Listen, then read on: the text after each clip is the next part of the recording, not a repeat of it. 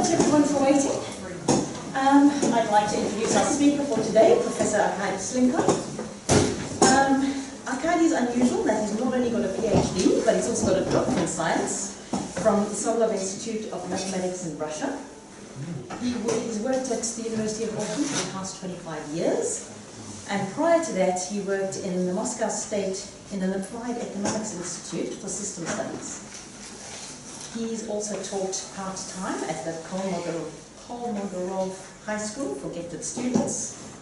But I think what might be particularly interesting is that Arkadii's been very involved in the Maths Olympiad, which many of you may have participated in the pre-trials and stuff like that at school.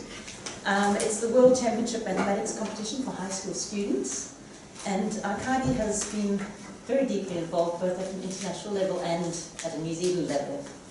In 1992, he was Coordinator-in-Chief in Moscow for the International Mathematics Olympiad Committee, and in 1997 he chaired the Problem Selection Committee of the International Maths Olympiad in Argentina. And then earlier in around 2005, and a little bit prior to that for a couple of years, he led the New Zealand Maths Olympiad team. Areas of expertise are applied algebra and combinatorics, mathematical economics and politics, which means that he does lots of very interesting research, and some of that is what he's going to share with you now. Thanks, Arkadii. Thank you very much.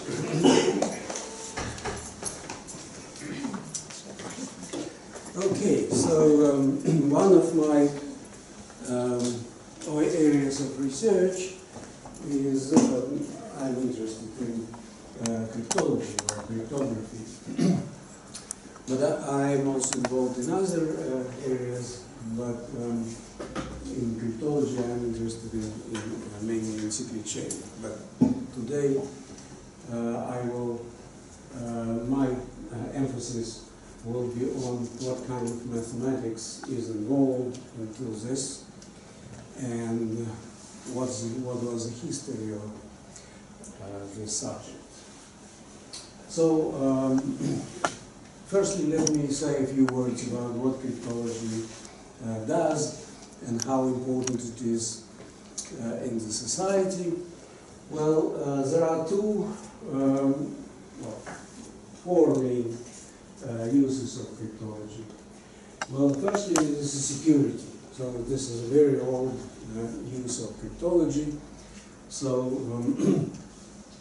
there was always there were always situations where people had to communicate in secret. So all communications between, for example, New Zealand and embassies outside of New Zealand is encrypted. Then the second is privacy. So sometimes you don't want anybody to look into your medical records, or if you write a love letter, you don't want anybody to see what's written there. Well, today authentication is one of the main areas of research. So passwords, you usually type a password, and the passwords on the system are not stored as you type them. So if your password is a good boy, then the system will not store this. I will later tell you what it will store. Now, then digital signature.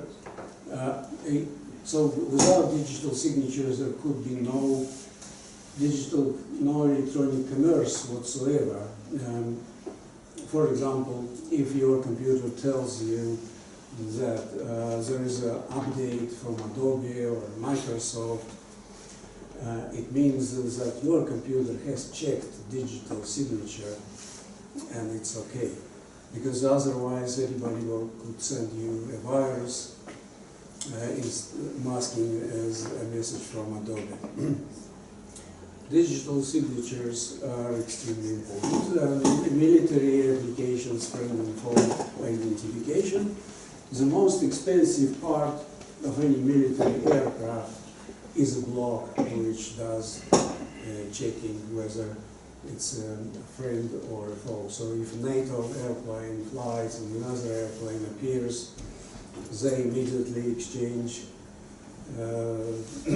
some messages which are involved crypto, and you easily discover whether it is a friend or a foe, and that's why, in particular, United States are so unwilling to sell F-35s to Turkey, because that could be compromised.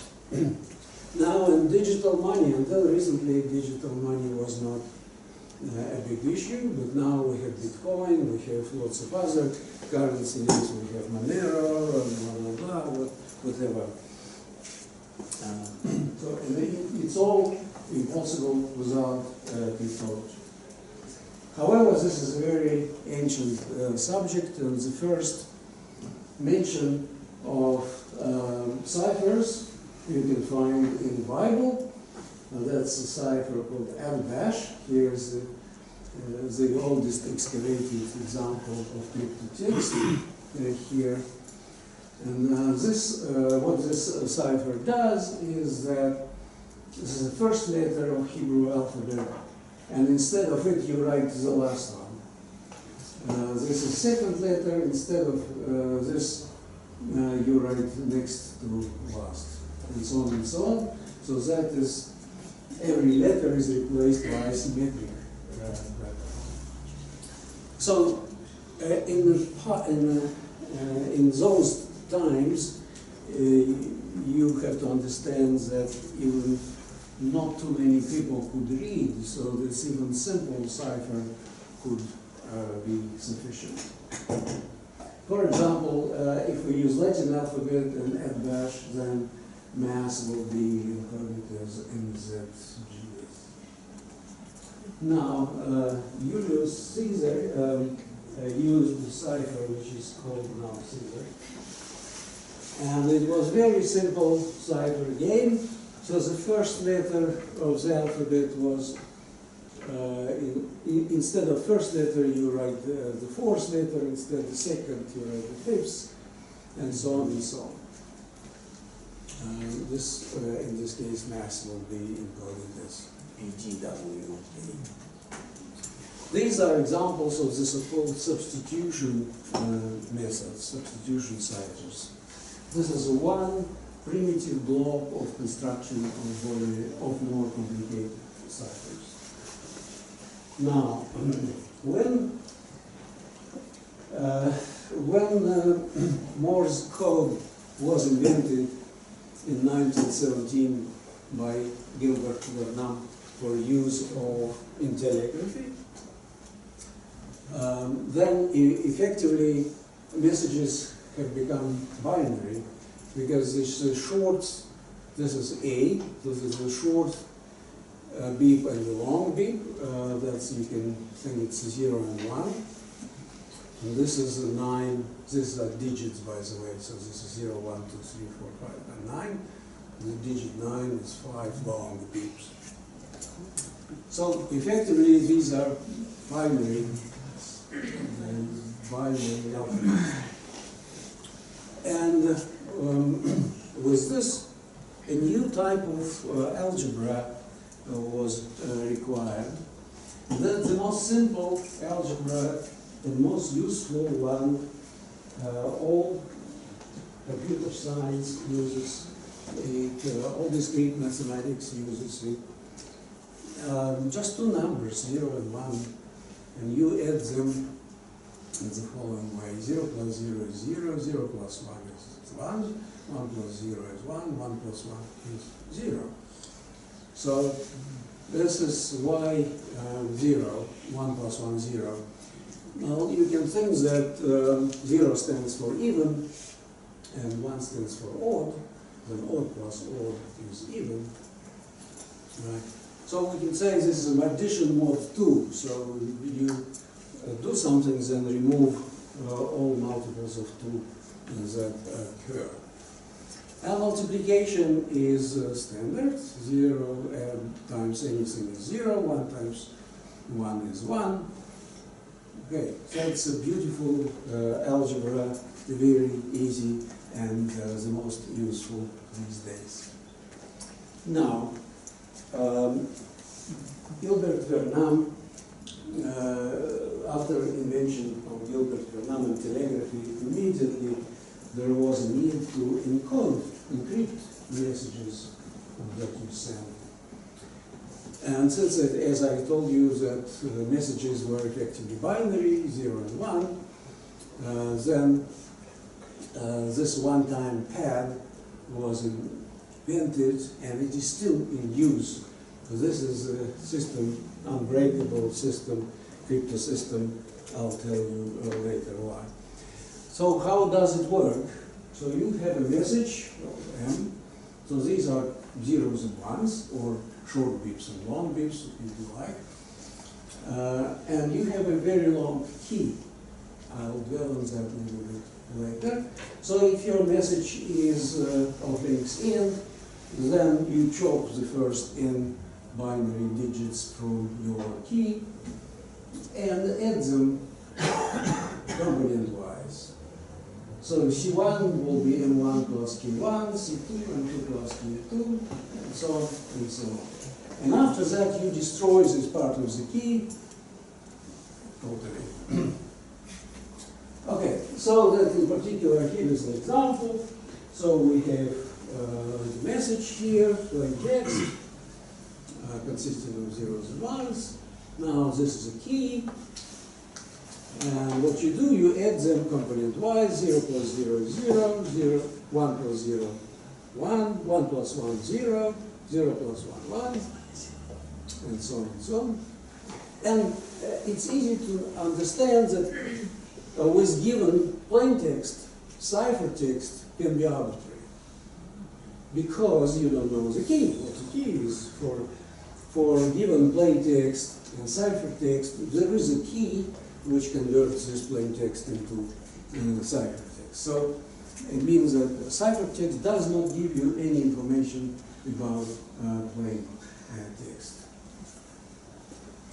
So this is files up to these days are regularly quoted as these code books. You see, which is full of zeros and ones. And a nuclear submarine goes into a long crusade, taking disks, megabytes of random noise. Why random noise? Because it's very crucial that the key is random.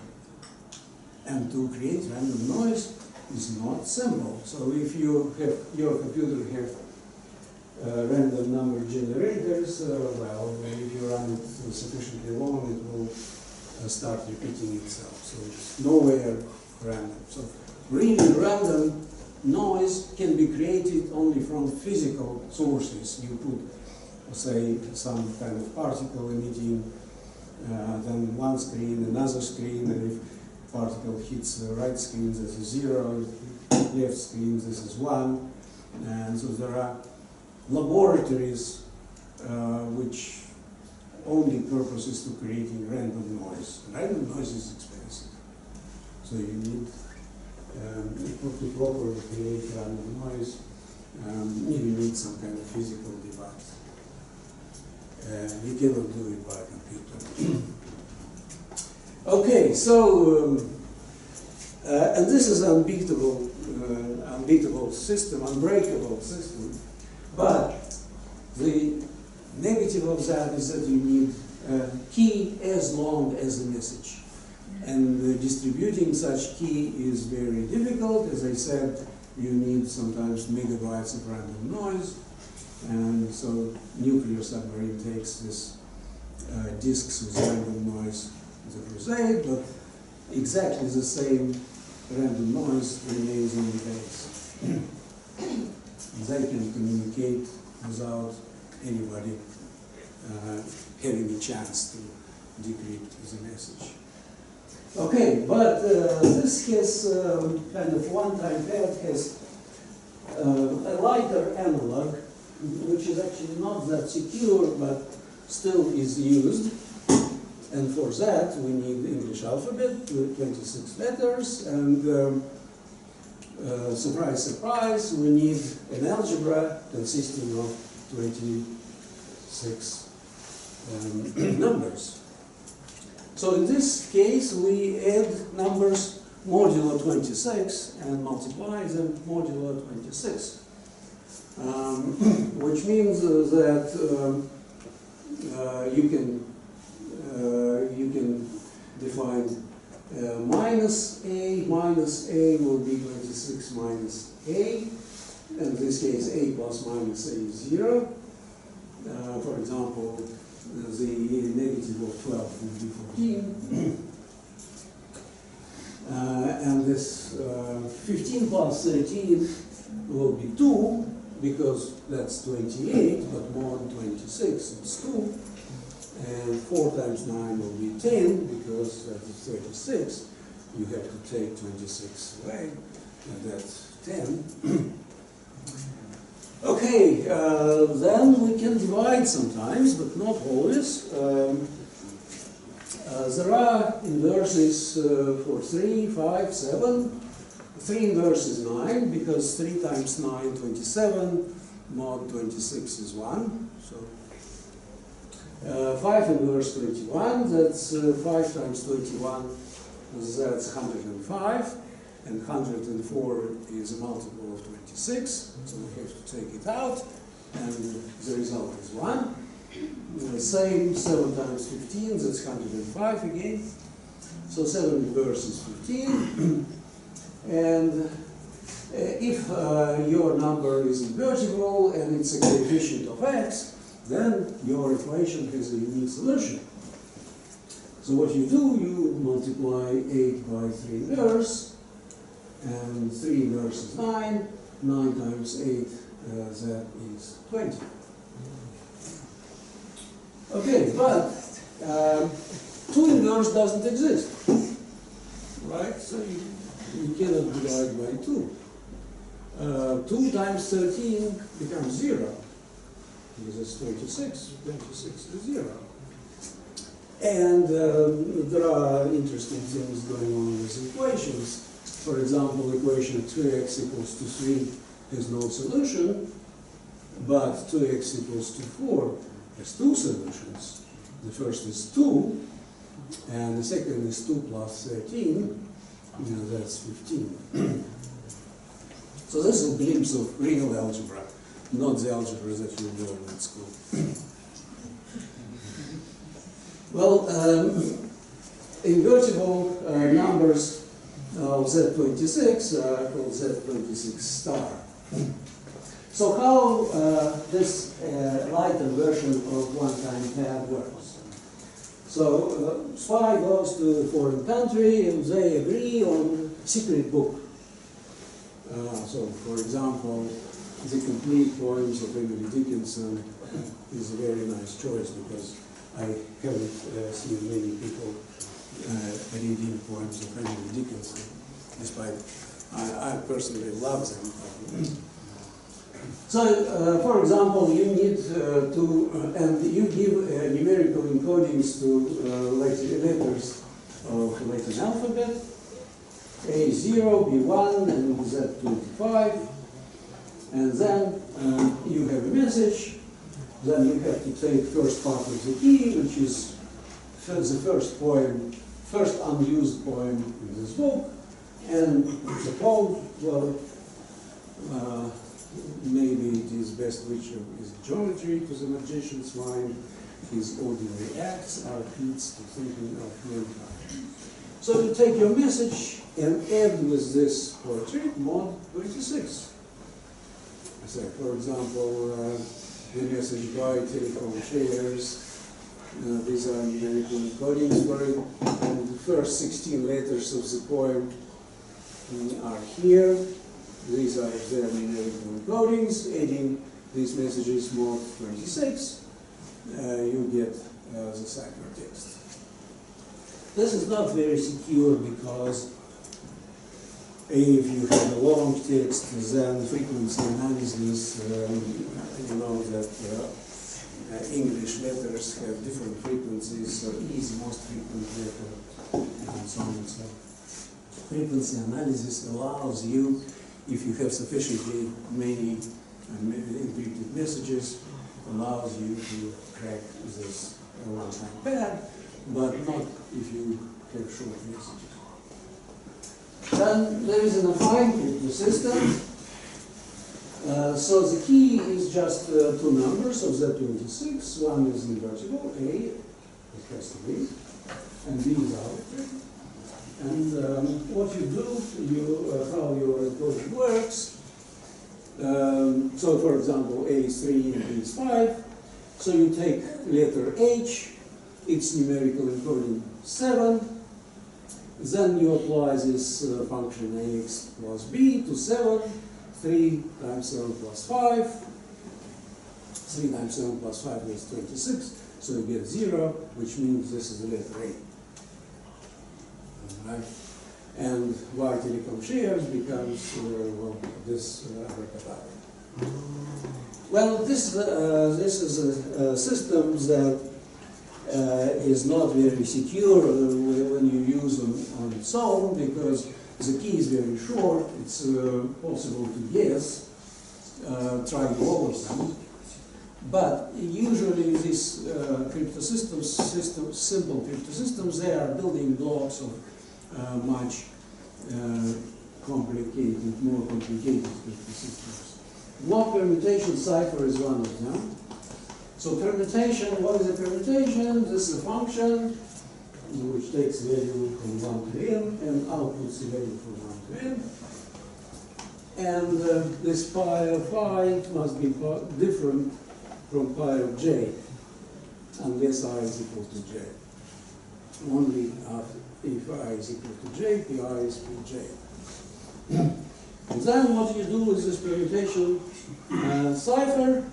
So if you have a message m, and you chop it into blocks of lengths n, if your permutation is of length also involved in letters, and then you permute your letters accordingly. So AP of 1, AP of 2, AP of n. For example, if this is a permutation, it's n is 16 in this case, if it's a permutation, and you get a message, or gonzo familiar faces, then if you do this procedure with this message, then you get something not clearly legible. So, and usually you use several of these. So this substitution and permutation ciphers are building blocks of more complex ciphers. For example, digital encryption standard, which recently was replaced with advanced encryption standard, had 16 rounds of permutations and substitutions. That was recently deemed not quite secure, so it was replaced with advanced encryption standard. Okay, but the top pinnacle of this old-style cryptography was, of course, Enigma. That must be World War II. So Enigma appeared as a business machine, quite simple, in the 1920s. Was sold freely to the business world in Germany. And as I said, it was quite primitive, but then German army decided to take it, so they took it, made it more complicated, and so Enigma underwent several improvements, one after another.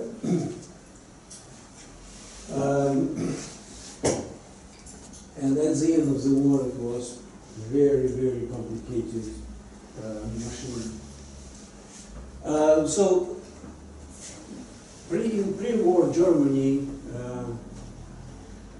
the situation was such that Poland, close to Germany, was very much afraid of the Germans, and they set up a team of mathematicians to read encrypted German messages.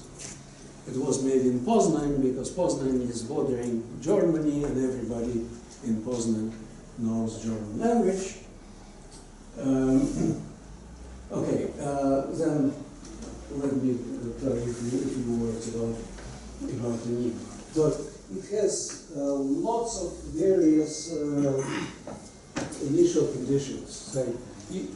And all under these initial conditions, there were three such wheels that if you press one letter, then it will encode it, but then the fast wheel will change, will move one bit, and then next letter will be already encrypted in a different way. So there was a fast wheel, then medium wheel, and very slow wheel. And these wheels, every combination of these wheels means that letters will be encrypted. A different code will be used for these letters. So, as I said, the initial state of Enigma had several changeable aspects. Firstly, wheel order was different, the choice of rotors, the way they are fitted, initial positions of the rotors, ring settings, plug connections. I'm not saying what it is, but effectively what's important is that military Enigma had 158 quintillion of different settings, and under which each of these settings encryption will be different. And usually the encryption settings for the day was communicated by radio. So effectively the radio will say, set up your Enigma in these parameters, and then for one single day this set of parameters was employed. So these are several different enigmas. So effectively, the first one was commercial enigma. Then number 5 was Luftwaffe enigma. Then army enigma. Then naval enigma. They were all a little bit different. You know, they were natural rivals, so they couldn't use the same. These are exhibited in National Cryptographic Museum in the USA. Now let's go to Polish contributions. So it was the first time that team of mathematicians was in charge of encrypting messages. Before that, there were linguists. This time, mathematicians were in charge, and there is three Polish guys, Marian Lijewski, Jerzy Rosicki, and Henryk Zygalski, and they used mathematics of permutation groups to crack Enigma.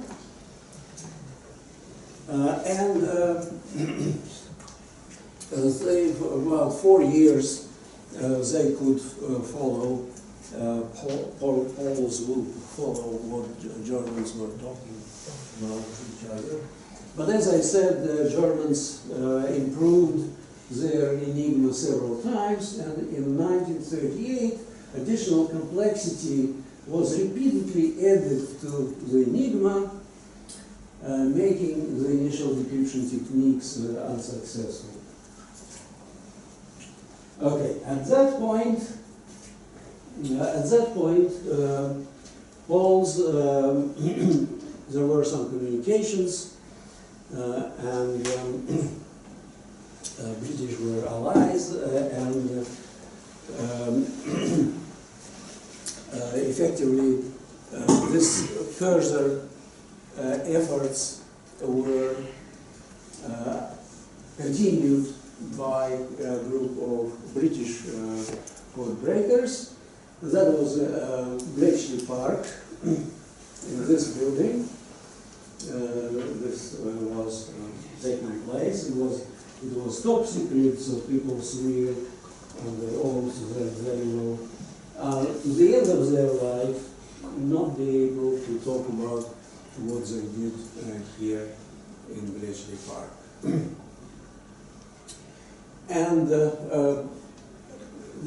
it's a fascinating story, and several books written how they managed to eventually crack the enigma. And as usual, mistakes of operators played a big part. So one of the crucial moments was, for example, when one operator sent a message to another under yesterday's settings.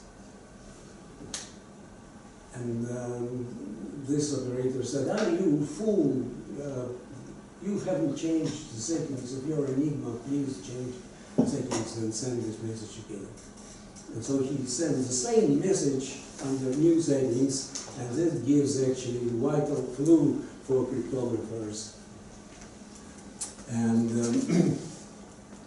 that's they also used the so-called cribs, with what they call cribs. Cribs are some kind of parts of message that they know will be there. For example, Germans are very pedantic, and they will start with the weather report and then blah blah blah, in a very sending their reports in a very prescribed order, and they were looking for these cribs, so they were looking for these parts in the message that must necessarily be there. And so they actually spent a lot of money to get these cribs. For example, in one situation, there was a German frigate near one island. This island was totally deserted, there was nothing there, and suddenly British armada of fighter jets bombed this deserted island heavily and flies away. So surprised Germans send the report, and British know what is in this report. So that's, they even went to the States to get those cribs. Okay, well, Alan Turing was the lead scientist in this Bletchley Park, and Turing is a towering figure in computer science. So he formalized the concept of algorithm and computation.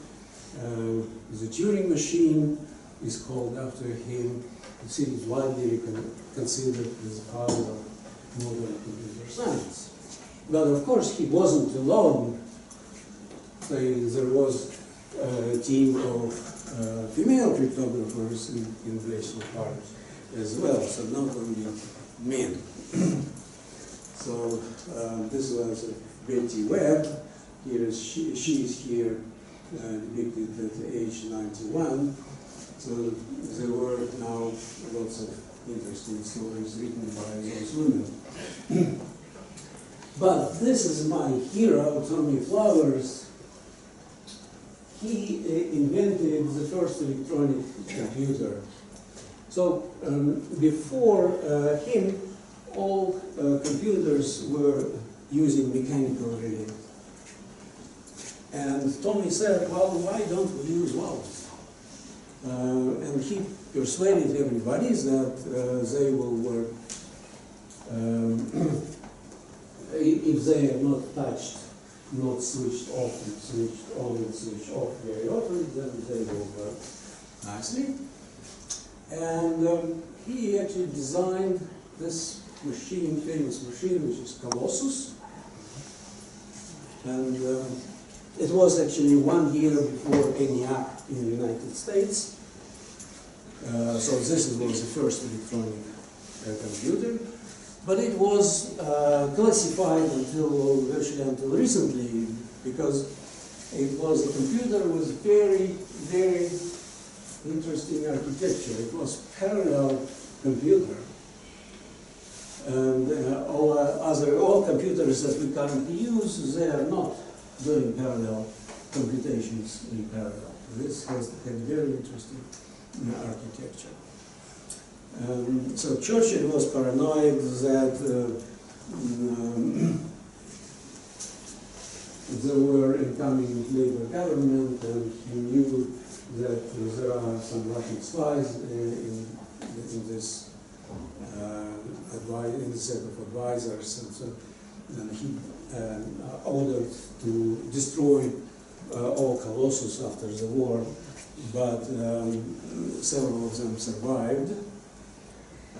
But then they were also demolished, so there was no even trace of Colossus in England.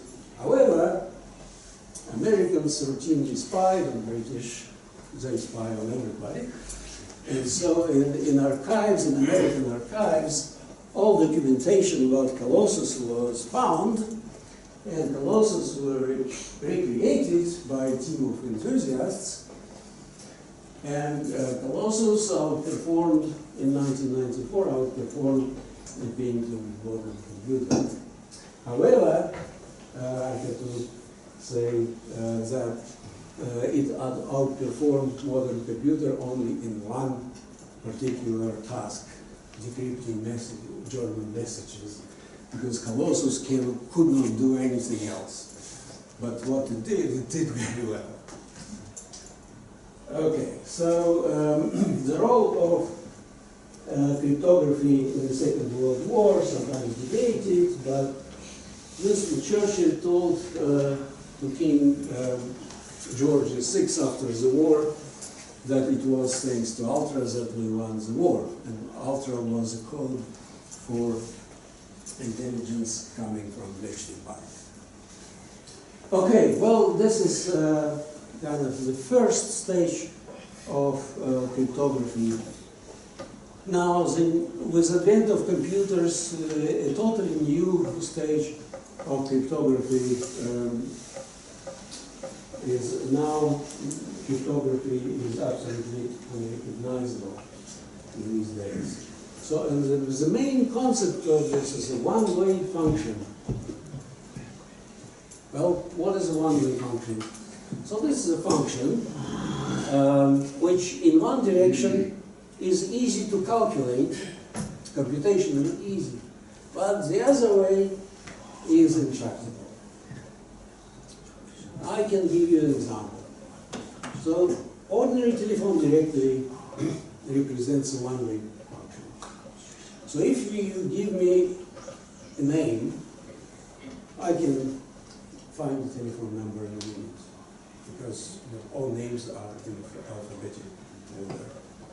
But if you give me a telephone number, 379-4818 or something like that, and say whose telephone number is this, you will have to look at every page, and it might take a mouse. Right? So that direct function is easy, reverse is very difficult, and that is one-way function. And actually, I can easily create a crypto system based on any telephone directory. But now, mathematical one-way functions. What is this? So, discrete mathematics, not using real numbers or rational numbers. Nothing infinite is used, because for infinite object you cannot put into the computer, you cannot calculate exactly. So this is problematic. So, but you can take integers mod, say very large prime. For example, this is a 100-digit prime. And this is not the largest prime that is used in discrete mathematics. So it's 100 digits, not too big. So why are we going to large numbers? So let me give you the following intuition. So when you climb a mountain, so initially you have lush forests and lots of things, and then when you go higher, then you might you see that at some point high trees disappear, then you have some kind of bushes, then you go further, and then you see that you have only moss maybe, but then nothing, no flora. And the same with in arithmetic. So when numbers are small, all type of algorithms can be performed. When you go higher and higher and higher, some algorithms disappear. It becomes too difficult, it will take too long to perform, might be several centuries. And in particular, one such algorithm is factorization. So currently, a 200-digit integer cannot be, I cannot guarantee you that it's possible to factor. So, as I said, when your numbers grow, only few algorithms survive, and that is the basis of modern crypto system. So this is a one-way function that is used often. So you just take x, yes, so your messages can be converted into numbers, so we can already know how to do that. So if you have a word or a sentence, then you replace letters with numerical encodings, so you convert your message into a number very easily. And then you take this x and take it to the power of e, mod this prime p, and you cannot go back. It's easy to calculate, but the converse is infeasible. Well, these are two guys, Diffie and Hellman, who are pioneers of what is called modern public key cryptography. So they used they was first to use one-way function to this. And this is actually Diffie-Hellman method is used in many cases. For example, I'll tell you where. So what they suggested, this is a protocol allowing two parties to exchange a secret key. So the first step was, yes, there was still a secret key, but they had a method of exchanging the secret key over the open channel, communication channel. So two parties, Alice and Bob, that's usual in cryptography, Alice talks to Bob and Bob talks to Alice. So they agree on the positive integer g and n through an open channel. The number n, for example, could be the best to be taken a large prime, for example, one that I showed you.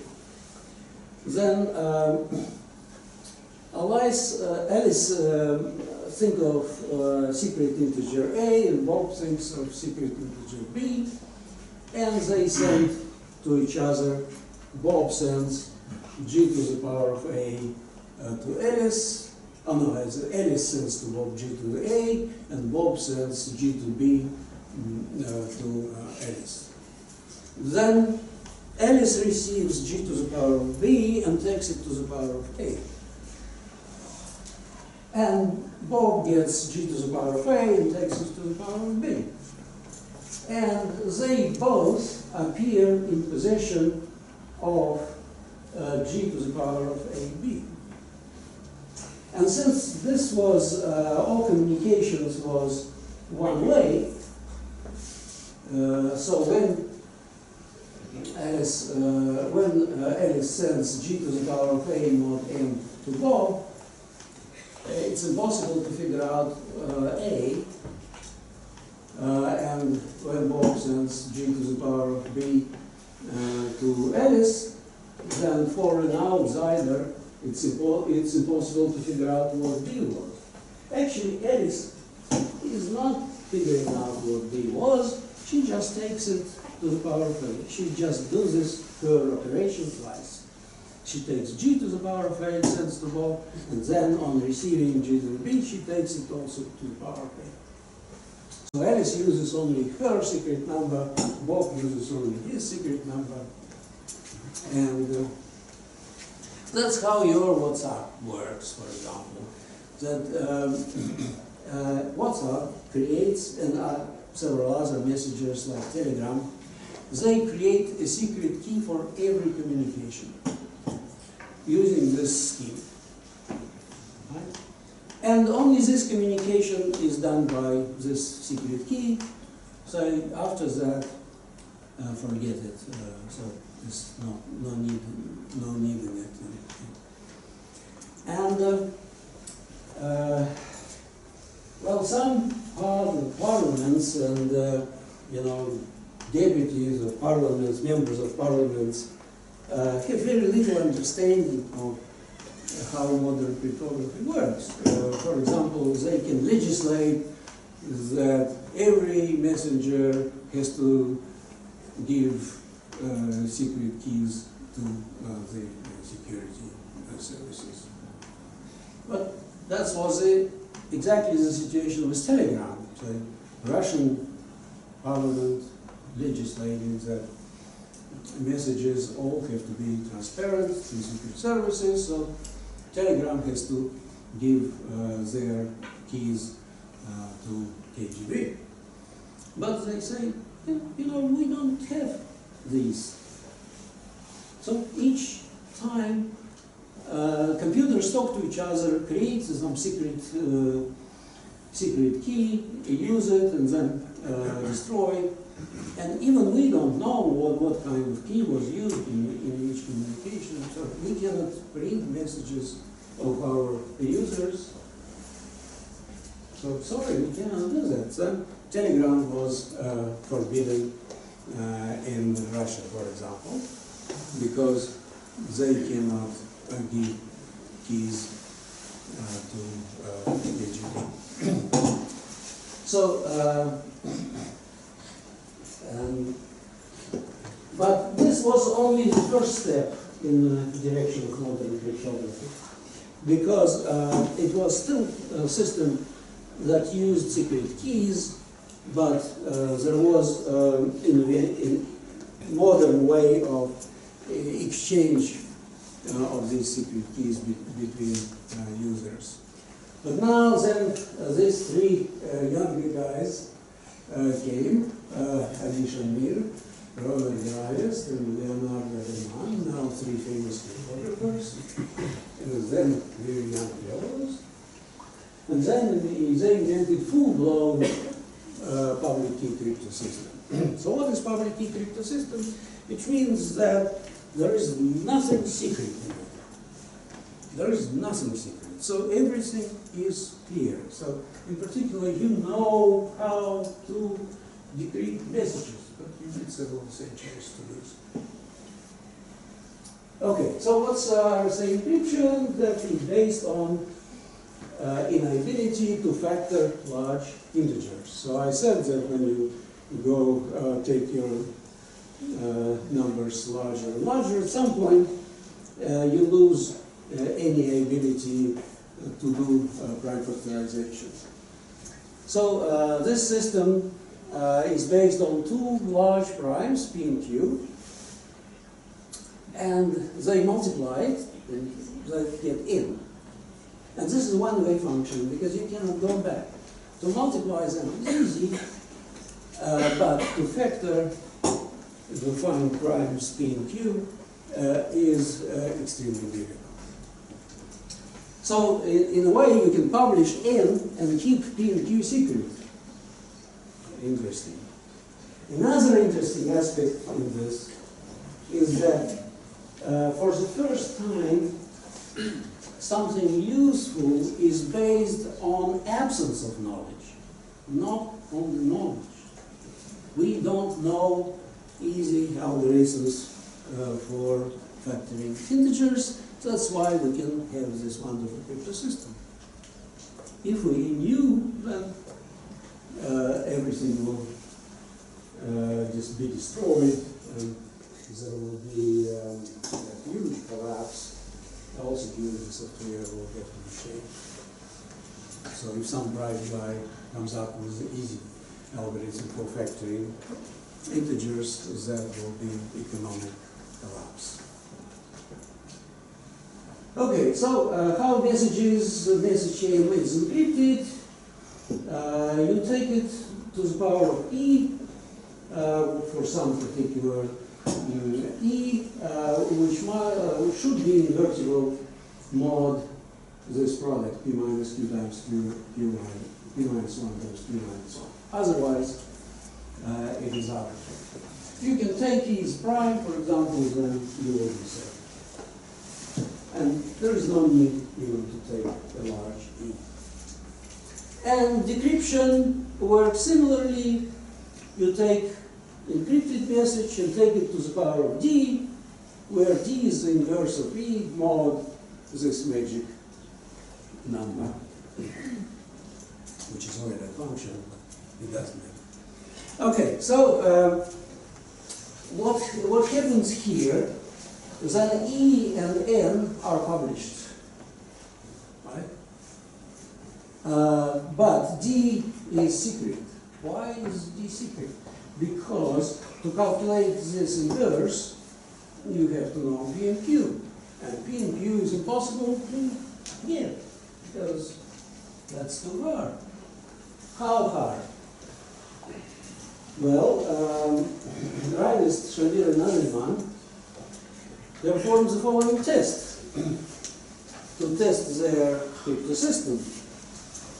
They encrypted a sentence in English using E of 9007, not too large, and this N, and they made it known that this N is obtained as a product of two primes. One has 64 digits, another has 65 digits. And then they published the message. Here it is. And they promised to award of $100 for those who can decrypt it.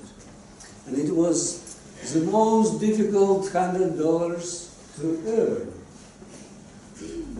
It took 17 years, and in 1994, a group of famous number theorists with Hendrik Lenstra, and the guy of Hendrik Lenstra, famous mathematician, they managed to factor N and read the message. The message was, the magic words are Swedish or French. So that's a meaningless sentence, but that's usual in cryptography. So these words were put in the title of their paper. The paper was published. For decrypting, they factored N, as I said, and found P and Q. So this was P and this was Q. And in this work, 600 volunteers participated, and they worked for 220 hours on 1,600 computers. So that gives you an idea what is a modern one-way function used in cryptography. And these days, these numbers are not 64 and 65 digits. It's not rare that 300-digit primes are used in this crypto system. So this gives you a glimpse of modern crypto system. So RSA is used predominantly in the business world. All business world are sitting on RSA, and 30 years came with lots of attempts to crack this system, but they were all unsuccessful. Now, but what a new type of crypto systems have emerged, and they were based on elliptic curves over finite fields. I will not tell about this, but what happens with RSA is that computers get faster, algorithms are getting better, so you have to take larger and larger primes, and paradoxically this slows down the system. And this elliptic cryptography is a little bit more tricky, but it's better in one respect. So, because for each particular prime, you have many elliptic curves. So numbers can be taken much smaller, and currently all governments are sitting on elliptic curve cryptography, business world on RSA, and this is how things are. Okay, I'd rather stop here. Thank you so very much. Are there any questions while Arkadii's still up at the front? With quantum cryptography, like Shor's algorithm, and with Shor's algorithm. Well, quantum. Yeah, and quantum. How do you think that will affect? Well, quantum computers aren't yet built, and we don't know will they be built, and there are some people who say that they can be built, cannot be built. Some say that they can be built, but there is no guarantee that they will be fast. That's also one thing, right? So, but mathematics goes ahead, and there is one direction of modern cryptography is to search for crypto systems that will be not vulnerable even for quantum computers. So in our department, Stephen Galbraith is leading the group, which is the focus exactly on quantum cryptography. But it's all in making, it's in the process. That's open research. Hi, one of my students here, Caroline, has a question for you. Sorry? So, I think it was like 2013, but there was this, it was kind of like a scavenger hunt, but you had to like decode a website to go to the website, and I was wondering if you knew about it. I have to come closer. There was a scavenger hunt in 2013. It was kind of like a scavenger hunt, but you had to decode. You had to decode a website or something to lead on to another website and then to the next and things like that. It was international writing. She was wondering if you knew.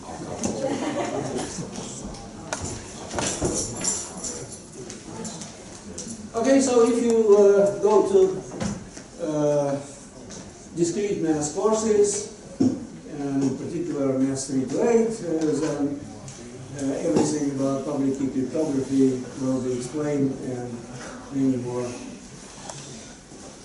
So, thank you for listening. Thank you so much.